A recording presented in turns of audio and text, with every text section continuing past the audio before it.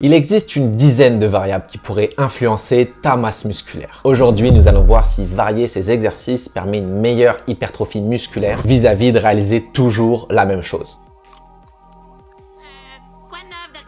Salut, c'est Tim, étudiant au doctorat en sciences du sport. Aujourd'hui, on va explorer une revue scientifique de 2022 s'intéressant à la variable de variation des exercices afin de favoriser les gains de force et de masse musculaire. Il existe une multitude de variables permettant de développer de la masse musculaire. Et il y a certaines variables qui peuvent aussi être similaires au développement de la force. Dans cet article-là, aujourd'hui, il nous parle de deux principes fondamentaux qui permettent des adaptations musculaires continues, qui vont être dans un premier temps la surcharge progressive, donc l'augmentation progressive du stress que tu vas imposer à ton organisme grâce à différentes variables, notamment le volume, l'intensité d'entraînement ou encore le type d'exercice réalisé. Le deuxième principe, ça va être la variation, qui est abordé aujourd'hui dans l'article. Et ça fait directement référence au principe de monotonie de l'entraînement ou d'adaptation du muscle à un certain type de stress. Cette variation-là peut s'effectuer de différentes manières. On peut aller cibler différentes portions d'un même muscle à l'aide de différentes positions d'exercice ou carrément différents exercices. Et cette variation-là peut s'effectuer à même la séance, à travers chaque entraînement ou au fur et à mesure des mésocycles. Pour chaque exercice, il y a quasiment une variation infinie possible. Que ce soit unilatérale, bilatérale, en chaîne ouverte ou en chaîne fermée, avec des machines, avec des poids libres, avec des barres, avec différentes angulations au niveau de l'articulation. On peut aussi incliner un mouvement, décliner un mouvement ou encore en changer la prise, neutre, supination, pronation. Dans l'étude d'aujourd'hui, ils en parlent pas, mais pour développer de l'hypertrophie musculaire, il n'y a pas seulement deux variables d'intérêt. En réalité, il y a une quantité très importante de variables qui peuvent influencer l'hypertrophie musculaire. J'ai listé pour vous quelques-unes de ces variables qui sont étudiées dans la littérature scientifique. Voici ce qu'on va retrouver. Le temps sous tension, c'est-à-dire la durée durant laquelle le muscle est mis à l'épreuve. Le temps de repos entre les séries. L'amplitude de mouvement, exercice d'isolation ou exercice polyarticulaire. Le choix des exercices qui va avoir un impact sur l'étirement du muscle en fonction de la position de ce dernier. Le régime de contraction, donc concentrique, excentrique, isométrique ou bien encore dynamique. La fréquence d'entraînement, donc combien de fois par semaine tu vas t'entraîner. Le volume d'entraînement, c'est-à-dire le nombre de séries réalisées, pas seulement dans ta série, mais aussi dans ta semaine et dans ton mois au final. Et l'intensité d'entraînement, c'est-à-dire à quel pourcentage de ta répétition maximale tu vas effectuer ton entraînement. Avant de passer au résultat, oublie pas les gros classiques comme d'habitude si c'est pas déjà fait.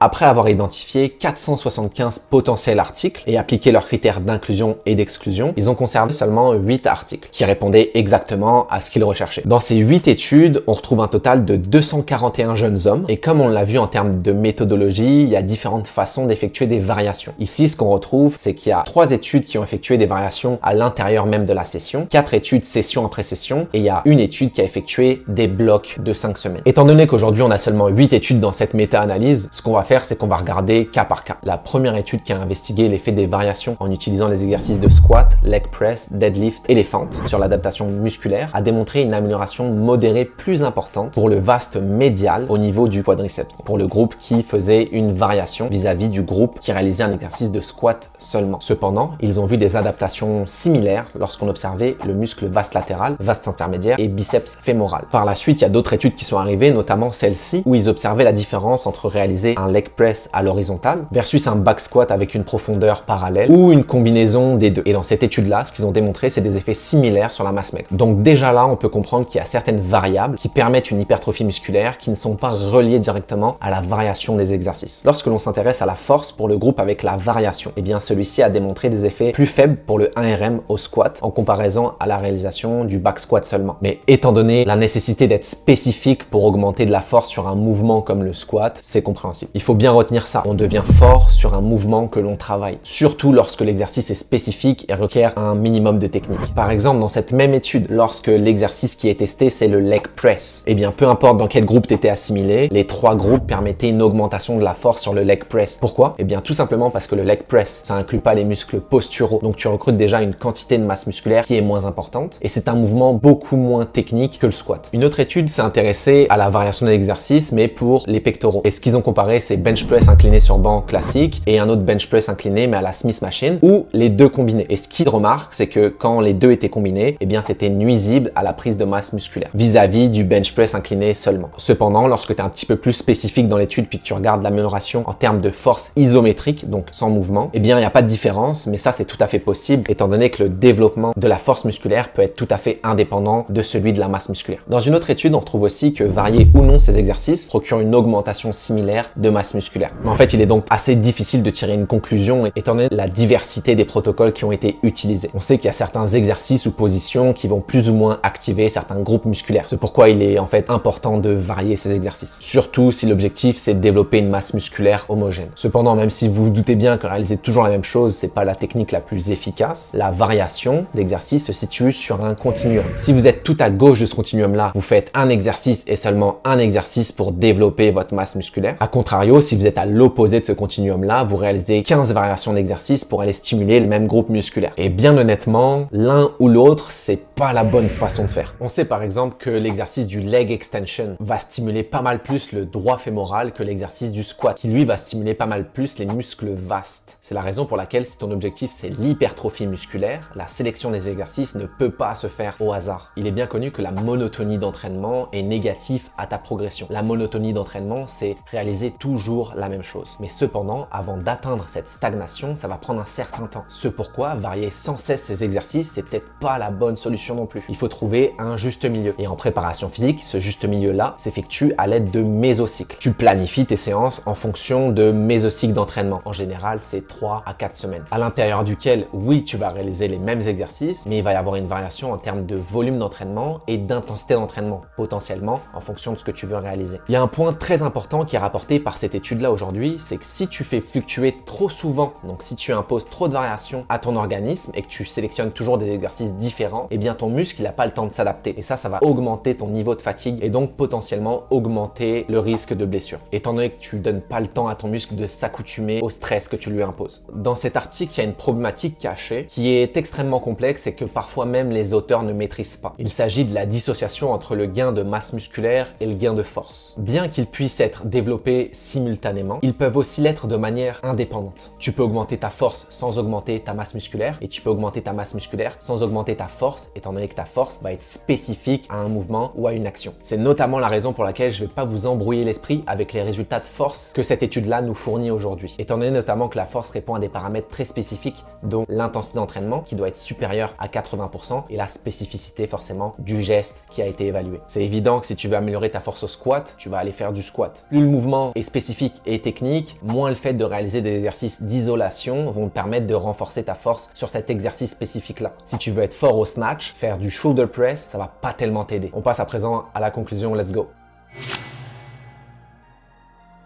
On l'a vu avec l'étude aujourd'hui, la science à l'heure actuelle ne permet pas de savoir quel niveau de variation nous permet d'optimiser l'hypertrophie musculaire. La chose que l'on comprend ici, c'est que comme pour tout dans la vie, être aux extrêmes des continuums n'est peut-être pas la meilleure solution. Dans ce cas de figure-ci, faire toujours le même exercice, c'est bof. Faire toujours des exercices différents, c'est bof. Ce qu'il faut pas que tu oublies, c'est que ton muscle a besoin de s'adapter à ce stress que tu lui soumets. Si à chaque fois le stress est différent et varié, ça va faire augmenter la fatigue et donc potentiellement le risque de blessure. Et ça, c'est pas cool. Parfois, ça peut paraître complexe, mais c'est juste du bon sens au final. Malgré tout, n'hésite pas à me dire dans les commentaires si tu es plutôt à l'extrême gauche du continuum ou à l'extrême droite du continuum en faisant à chaque fois des exercices différents. N'oublie pas que si tu es perdu là-dedans, tu peux toujours faire appel à mes services de coaching, tu trouveras tout dans la description. En plus de ça, tu vas retrouver Spotify, Apple Podcast et toutes les autres plateformes sur lesquelles je suis. Merci d'avoir regardé cette vidéo cette semaine et on se retrouve très vite pour parler de sciences du sport car la science évolue vite, te laisse pas dépasser.